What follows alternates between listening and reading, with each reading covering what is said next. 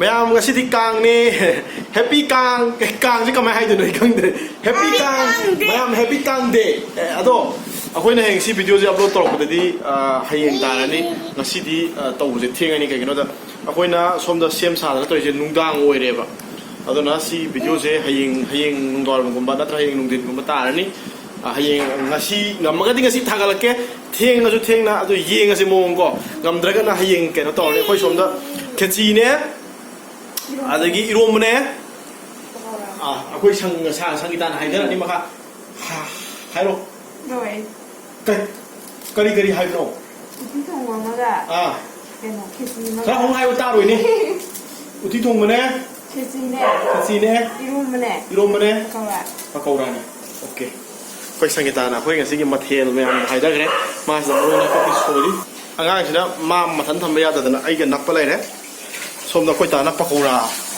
thong no sim sa roi wala ke bora ho di loi ado thung ba ka no to ula roi ke kai no da si am angang si phakta do re bu ko ma mu pai ka drai bu adu gi video nang da ado na ai kai no to jara ke horen thung ba loi sala kan da puthor am dai timing do adai de ge ho ra ga horen loi bok sa ba thak pa mayam nam jara ke ko ta ma ga bi so thole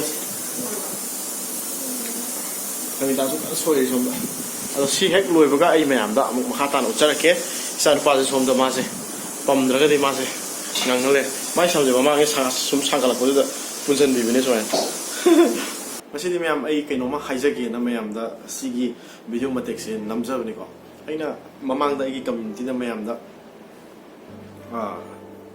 question ma hangja gi ne ko question je aina hangja du gi maram du so i haija ra ke ba akoina ai gi video mayam je ya ma nam ma da akoi mungi kaino ma aina imungi nam ma tam da chamin thangmi na ba to bo da ai nupi akoi mayam je dum pulap chamin nei da ko si chamin na da comment je mi ama ani hai tare ko yawe ba comment je jigo cha da ba comment sam tor ko jigo cha da in the sense point na yam na kaino oina khan ma do chamin da ba du nang chamin nei du nang gi nupi ga du chamin da du to bu gi aina ai hire ga du ko man hire ko kai no exactly de hire ro ge ada da mana nuksi da ba hai tare ko comment je yam na kaino tong na wahi wata du khara bulgar ro ba wahi wata season ra ga adu mana nga ko yawe ba ada ai madu aina kaino tong da ai comment je moi myam do ai khara ma de aina block taw sale ado block taw do aina comment oina delete taw su dum yawe ba ado aina taw su yamna kaino taw bra kaina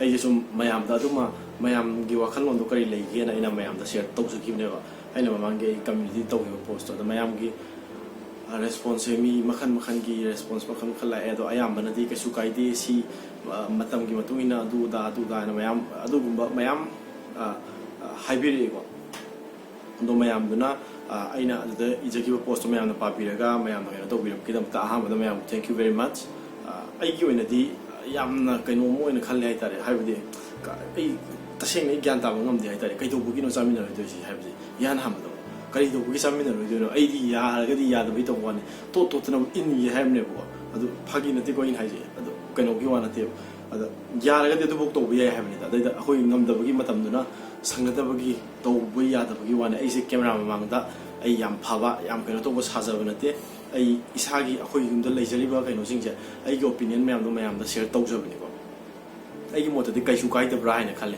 sanabi sanade si tawi de sanabi haji karino sanabi se kaino ba sanabi se mi matam du de lamba generation du gi matam du gi mi sing ra semam ba moi gi leiriba community moi leiriba matam du gi mi sing do adu gi mi am do leiba nuai na semam ba ma gi sanabi ne ba adu ne ba matam du gi adu gi taina gi adu gi matam du da sanara mo do hujik su tum sanna ba du di ya ba di adu di oi tho roi ba ko matam gi matung ina changes khara dum lakhani sanabi prasen dokse hai bi nate ahong ba di dum lakhani ko sanabi ha ga di akoi myam je sanara ko matam di mi myam je mapi ro loi set na loi thol po nga ta ni na adu gi matam du di amuk sanara ro ga di hujik phal ta na roi dro adu mai dok na sanabi je sanabi ka khuk hai ba nate khoi isagi culture isagi ke no ngak ta na chatsi hai ba nate ngak ka do ni ai ju isagi culture yam na nungsi jabe yam pam jaga kai no mani ko culture sina maram oraga mi sida nuai haloi do har ta do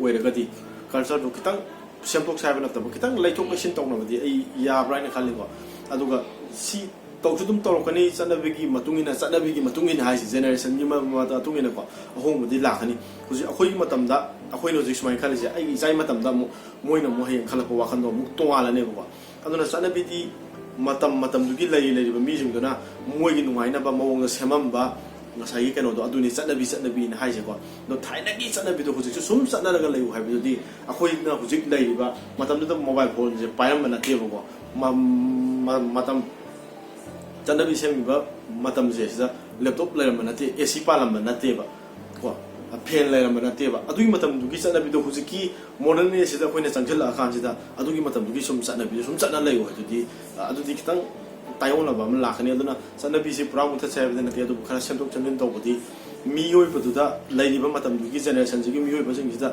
nungai na mo nga khara sentok chanjin tawbudi ya bra na khanjai ko ai gi mor oina ai nupisina ai gi nakta lakma matamda ma se pisak pi ngai dagi ko mayum duda ma bu pokpi reiba ma bu chawno popi dina pambi dina tawga sak ilak dina tawbiba ma gi parents to adu thadu omaga sinu pasi manakta lairani na ma jai nakta lai ne ko ada ina ma se chaba thakute ka mok tonga na ka thanmaga ai hana chaga nang ko na chaga doni kai ti aina nungsi lojere mi du aina somda aina chaga aina lem kan da du pijaba ada ai ka chamina biya de sokna biya de kam matai mana sokna biya de su karino ai kyan ta ba sokmam de ai tare ko ai ki oina de ai kaim khan de ai sida si toroga ai pina in hena kai kai no tawni usit kani usit loi haiba sida kai sudai ti usit pu usit ta ba sida aina ma respect pirido adu mutung ina mana no so respect pi te ka do ko ai do ti kai su oi thok pa ba wan na te ai tare ko respect se give and take ni aina ma bu lu na tawri ge yam nungsi jari ge aina su ai nungsi do mo na express tawri ge mana so na tor ka do ni chapa ni hai tare ko ado sem aina ai hujik ai adu ma myam ba ai sa su tam hanin di hai tare aina hujik aina pi da taw ba myam he mana moi ni pi la kan da moi u ra kan da moi na su moi ni pi da taw jana ba ni hai tare ko aina ai wakhaloni ko aina hujik tagi adumaina yam nupi si yam keno tong na thamode aina du nusina lojuri ko nupi tu bai ke da gi toana keno tor ko pisa do ya ra ga de il go pisa gi haine ya da gi phagi na te aina hai jai ba ya ra ga de il go pisa gi haine tot na bu in gi haine matam na sang na da gi pai le ta gi to bai wa ne ko adune ai mot de smile le mi sing na kari mai gi mot kai le na no ai gyan ta de ko to ai jo na di aina nungsi jaba ai gi da makta lakpiri ba ai da makta lepiri ba pilum to boda ai gi ne na chok thok na ai gi da makta di na leijari ba ai gi nupi do adu bu aina tonga na da mai to ga ai ne ga sa ho lo ga tonga na pisa ba adu di ai gi wakhan da pam hai ta ko ai gi na dai di plop jamin na ni il lago pisa ni hai sine na sini ina hai jani mo myam da so nyam ko ro ko so myam ngak pi ni ko si ai gi opinion ne ai sina phei sina phate sina chumdi na kanam tagi maram da ai kano tawjo na te sina ai ne khanjab do ai myam da express tawjo ni ko adu gi ne ina tawjari si na ko ai gi wa khallo da dai smai khalle aduna ai na tawri myam se sina tawbo ne ai myam da express tawjo gi wa ne sida ne ina si hai jage na myam da no mia vi sakari se ang tao sao ai ji wa ve wa khala ko na ko ai choni ko ai ko ko ta sing sai gi masak thong no ai ni da bi jage Bây giờ cái sao? Mang sầu riêng. Mày làm cái đó rồi sẽ lấy gì quay ta nó. Anh ngã sai xí thế. Tuh, pakai orang dengan ngah sai ku putus pasal nak kena tahu. Làm tim posta cái. Murah ke mana murah? Pakai orang je murah mana? Pasal cái. Som tan na. Xin cái nó thôi à? Cái nó thì nó mặn nó này rồi. Ok. Làm hậu đôi rồi. Xin nào? Cái gì? Kang này cái gì? Phei Việt. Kang thì cái mấy ta thôi. Sa bên này thì sinh chúng con làm thật cũng như ra rồi không? Ya betul sab. Pokoknya mama di rumah ni. Kau memang peluk saya gitu. Mapan saya kau tu na. Manung do insya lagi. Ngaji keras hari. Ayi kisah warung biar dek kau angang lagi. Mana piu kau pun ane kangen kisah orang seprak kau borayan betul dek kau yalis. Kangen sih asing betul kau kandar bener muka. Nek kandar betul kau angang kau nek kajen sih nek semua yansen bener muka. Saya kau kamu tu yau dia betul sih.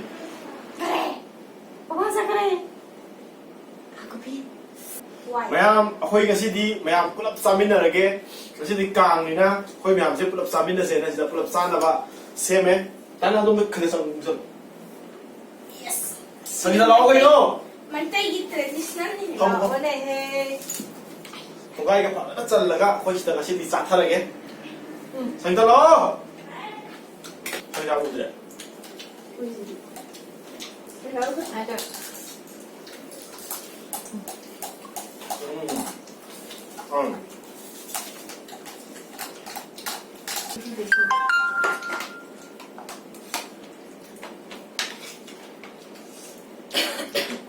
맛있어.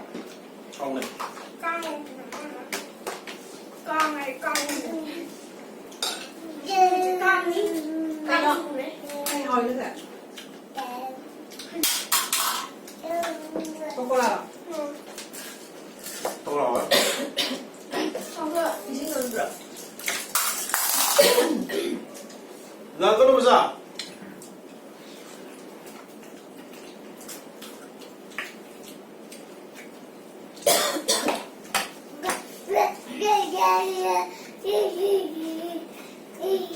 Không vào đây chị.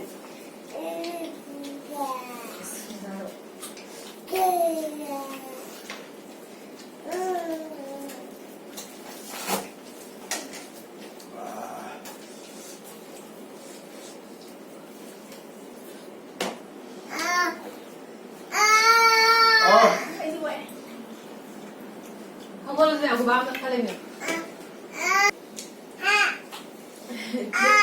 Câu đây của ba nào? Được ra không? Được chưa? Là ba không? Đá.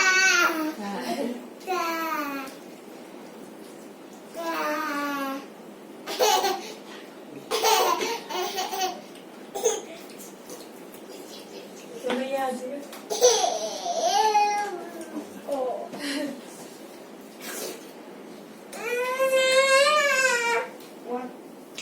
Mẹ tôi chơi sao vậy? Đá. Đá. Thôi anh gọi đi rồi. Đá. Câu rồi. Google. Đá. Da. Da. Da. Da. Đá. Bye bye. Đá.